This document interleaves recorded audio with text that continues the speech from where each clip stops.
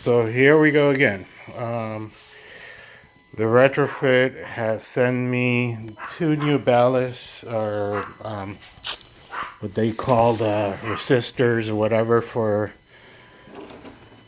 the problem I'm experiencing, which is when my Jeep is turned off, they actually work the way they're intended to.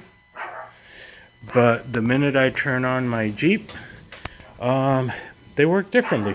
And these are all the connections here. So I have that connected. I have this unplugged, just like they say, because we want it to be, not like the regular ones, but they're kind of progressive or whatever you call it. But again, the problem I got is when I turn on my Jeep,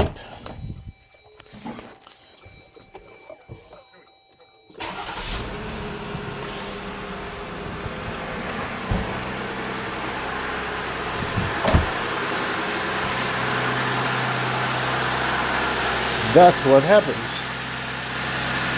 They work totally different. Not like they're supposed to. So I don't know what else to do, but this is the other side. Basically, connections are the same. These two are unconnected, so they can work progressively.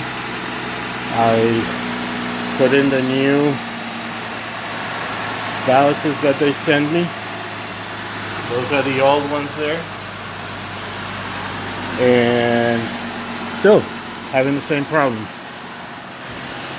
Don't know what to say, but very disappointed, kind of pissed off, because obviously it's time consuming every time I gotta mess with this stuff, and for it not to work properly is, to say the least, upsetting. Thank you.